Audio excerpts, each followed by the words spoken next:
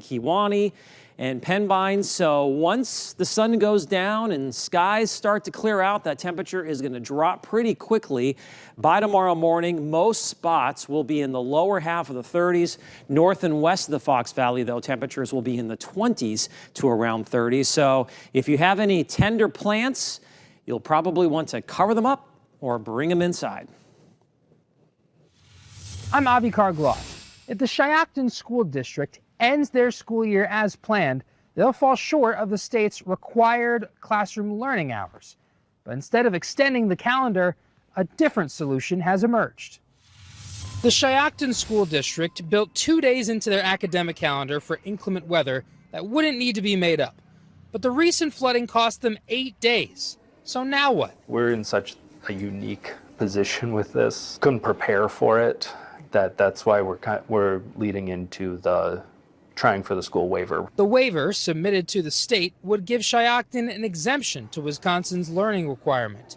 The superintendent says extending the school calendar beyond the original date of June 5th would negatively impact classroom learning. Adding on those 8 days would upend our entire summer school program, the diminishing returns of that for students and staff to continue on into June when we just had this major event happen. While the superintendent has his recommendation, the public can weigh in before the school board officially decides whether to submit the waiver during a meeting open to the public on Monday night at 5:15 p.m. in the school district's Library Media Center. Reporting in Shiocton, Avi Kargloff, NBC 26. The man accused of trying to assassinate President Donald Trump at last weekend's White House Correspondents' Dinner is staying in jail. 31-year-old Cole Thomas Allen appeared in federal court today and did not fight a request to keep him behind bars. Allen will return to court for a preliminary hearing on May 11th. Meanwhile, the Kaukauna School Board is holding a special meeting tonight. This comes just days after a high school teacher was placed on administrative leave for comments about the attempted assassination. The district is investigating social studies teacher Patrick Meyer over a social media post following the White House Correspondents' Dinner shooting. Tonight's meeting starts at 6. Neighborhood reporter Jessica Goska will have the latest tonight at 6. A Marinette man is heading to trial on reckless homicide charges. A judge found probable cause today in the case against Tyler Robert Birch, who was one of 2 people accused of throwing 13-year-old Jacob Bowerman into the Menominee River last August, where the boy drowned. Birch pleaded not guilty to the charges against him. He remains in custody and will be back in court for a status conference on the 28th. A teen is now facing charges and a woman is dead after a rollover crash that happened earlier this month. Appleton police say a 72-year-old woman died last week from injuries she sustained in the April 9th crash. The woman's husband was also in the car and remains in the hospital. Police suspect the 17-year-old boy who allegedly ran a red light and hit the couple's car was drunk and are now recommending homicide charges against him. Still ahead, a distinguished chef is returning to his home on the lakeshore. We'll introduce you to him and his new restaurant. With more reporters in more neighborhoods across Northeast Wisconsin, this is NBC 26 News. You're watching NBC 26, part of the Scripps News Group. We're heading out to the lakeshore for a homecoming story that is deliciously heartwarming. Meet the local chef who's bringing his experience back to Wisconsin.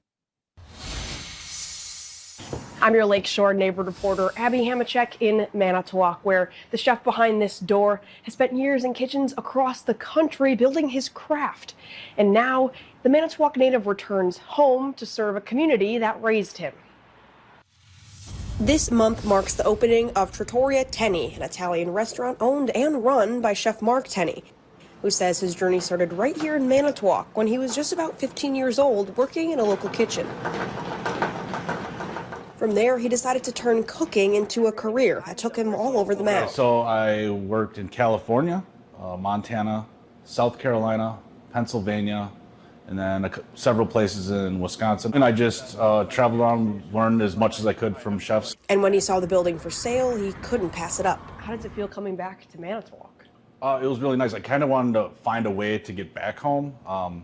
I've seen what I wanted to see everywhere else.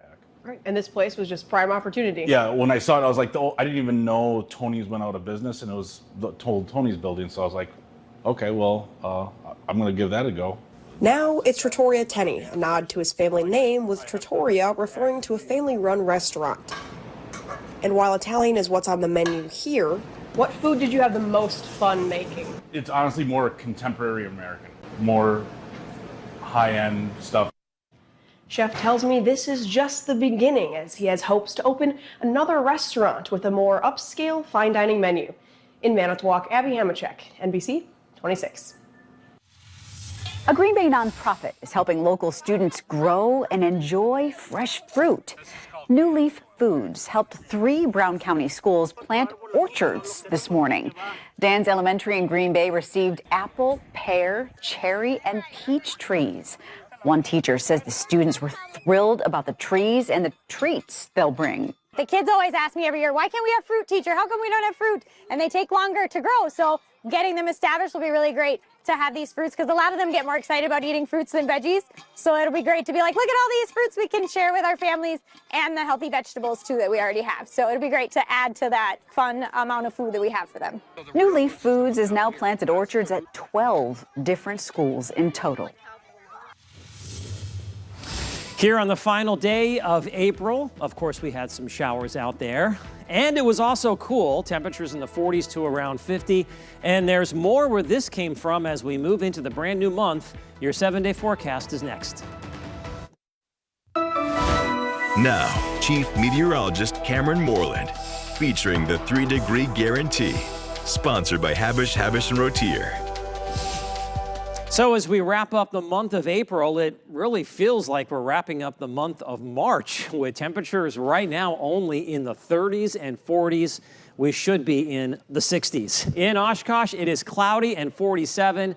In Green Bay, it is also 47 degrees. We've had a few showers throughout the day, and we're looking at north winds at around 5 to 10 miles per hour. The radar this evening is showing scattered showers across the area, mainly in the form of rain, but a few wet snowflakes or sleet pellets certainly possible, especially north of Green Bay. And as the activity winds down later on tonight, and you can see additional showers out across Minnesota and South Dakota, those will be here by tomorrow. Here on the final day of April, an April that was very wet, the wettest on record. We have to think about the old saying that April showers bring May flowers. So in this case, with the most April showers ever, we should have the most May flowers ever, right? If we do, we're going to have to cover them up because we are in a cold weather pattern across North America. Lots of little systems riding east along the jet stream.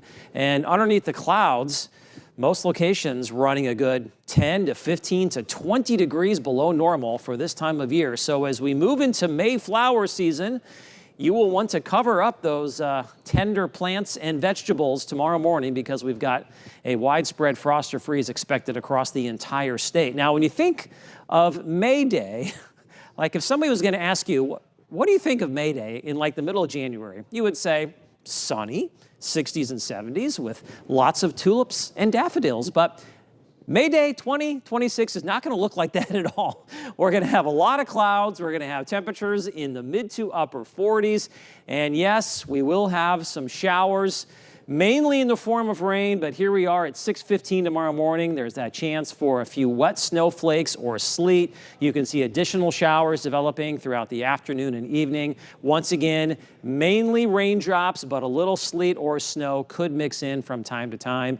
And that's not unusual at all for early May to see a few snowflakes. And some of you may see just that at some point tomorrow. Temperatures Saturday morning dropping back down into the lower 30s. So another frost advisory or freeze warning is anticipated for most of northeast Wisconsin. But then we warm up by the afternoon, 50s. May is a month that we typically do warm up. By the end of the month, our normal high is in the lower 70s, but overall the jet stream pattern is kind of going to buck the trend here, buck climatology. The next 2 weeks overall look pretty chilly. Yeah, we could have a warm day here or there, but most days will be below normal. Tonight, eventually clearing out. Check out that full moon. Lows will be around freezing. Tomorrow, we'll see sun and clouds and then mostly cloudy skies with scattered showers. My 3-degree guarantee is 48, I should say. If I can hit that high within 3 degrees, we will donate $100 to the Manitowoc Warming Shelter. And we did that today. I forecast 47. The actual high was 48. So a cool start to May, but we do warm up a little bit on Saturday. Much warmer weather Sunday and Monday, lower to mid 60s.